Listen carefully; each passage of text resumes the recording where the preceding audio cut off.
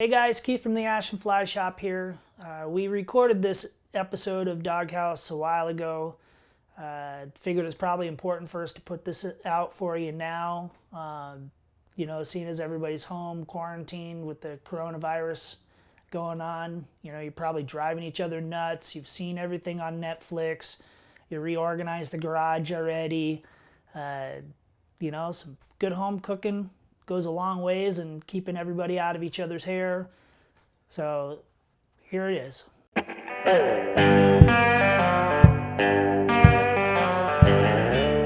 guys, it's Keith from the Ash and Fly Shop here.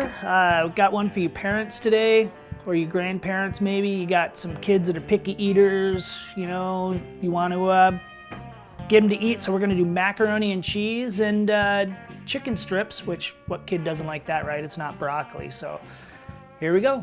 So the first thing we need to do is get our oven going, right? So we're gonna go over here and find out how this oven works. The 375. All right, so we're gonna start with the chicken strips here and kind of get it going. You need some eggs.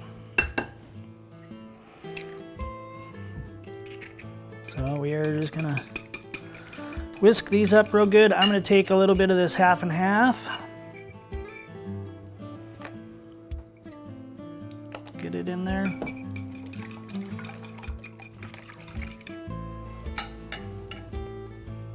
Adobo. Stay there. There we go. Just a little bit in here because we're going to put it on the chicken too. A little bit of adobo in there.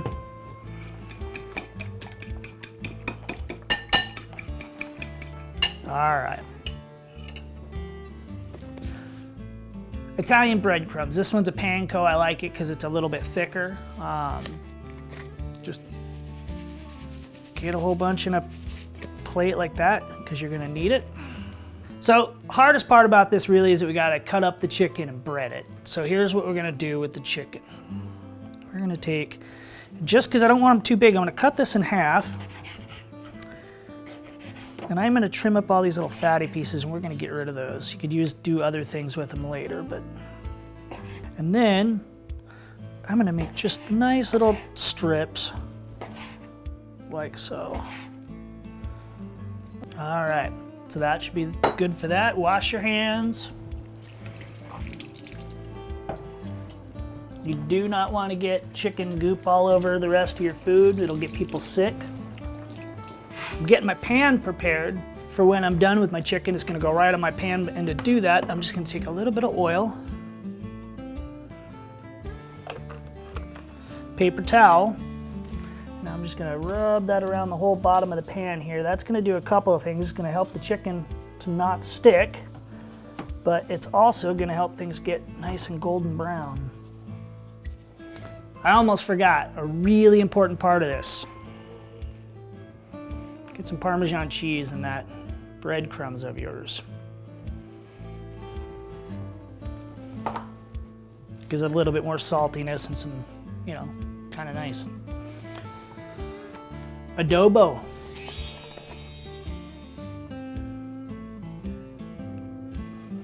That's gonna be your flavor. Mix that on up before we start this process. You just take a piece of chicken.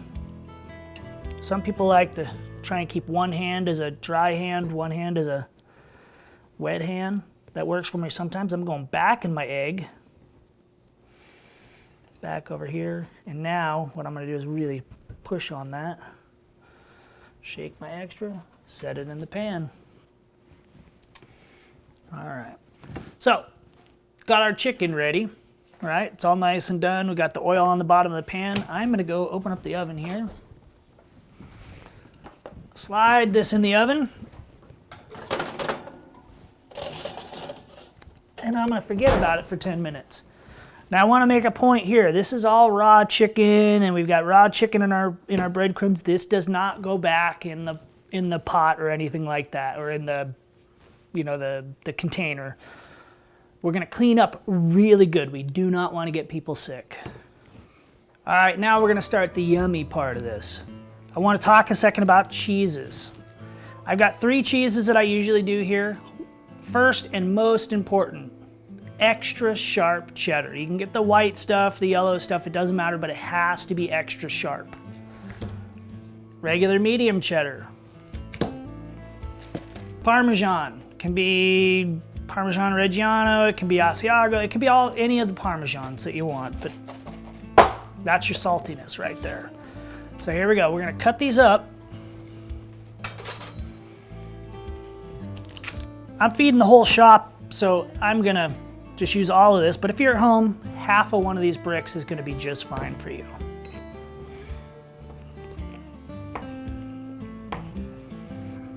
Don't have to grate it if you want. I have a problem with grating cheese. That's all my mom would make me do every time she cooks something. All right, we got our cheese cut up. We're waiting for our water to boil. Let's go check on our chicken.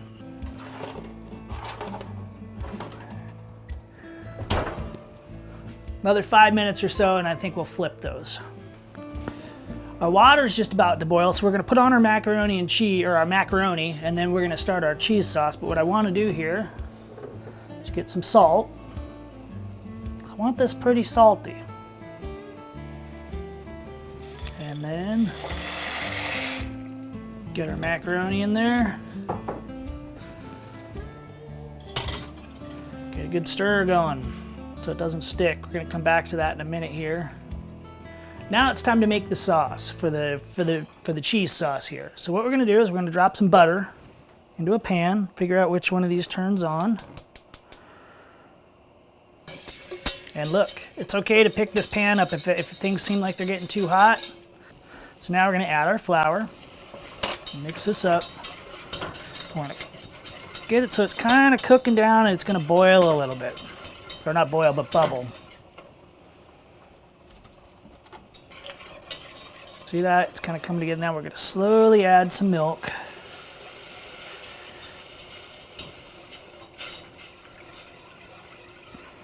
What's gonna happen when it heats up, it's gonna thicken up.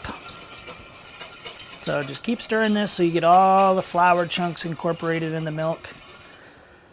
And then in a second here, it's gonna start to heat up and thicken up. All right, so now I'm just gonna start adding cheese. A little bit at a time here. Let that kind of start getting to melt. Oop, we'll turn it down a little bit. That's not a good sound. It's gonna look like it's getting pretty thick and goopy on you as that cheese is melting, but don't worry. It'll loosen up. So as as everything gets melted, we're just gonna keep adding the rest of the cheese. Oh yeah. So now, what I wanna do, I just wanna flip these. All right, set it back in there. Oop, I can see that side's is a little hotter than the other, so I'm gonna flip it. Stir my cheese sauce here. Just pour this out. So we're starting to get to where all that cheddar's nice and melted now, right? Take the rest of your Parmesan cheese that you were using in the chicken and put that in there.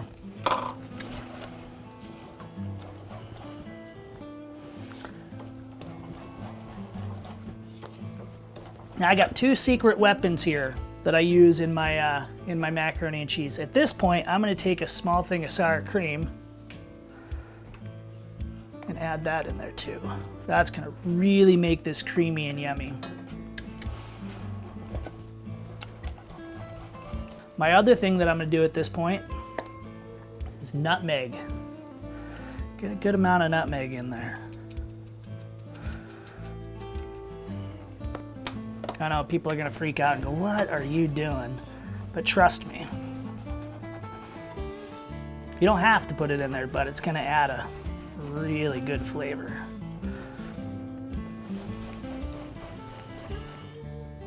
Oh yeah, that's perfect. All right, I'm gonna shut off my stove, take my scooper, and I am just gonna pour this right in there. Using this metal, or this rubber spoon to just scrape out all the goodness in there.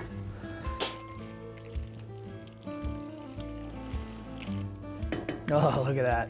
Look how creamy that is and yummy. So my mom at this point would take this and then put it in the oven and bake it. You can put breadcrumbs on top of it, you know. I've gotten away from that. I serve it just like this because it keeps it just really creamy and yummy. Give it a minute to kind of cool down. That cheese will stick to the macaroni.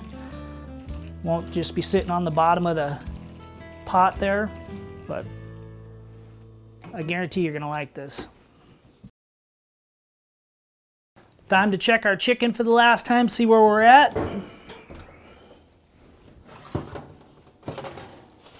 Oh yeah, look at that. We're getting nice and golden brown. I'll bet you those are done. Let's just take them out.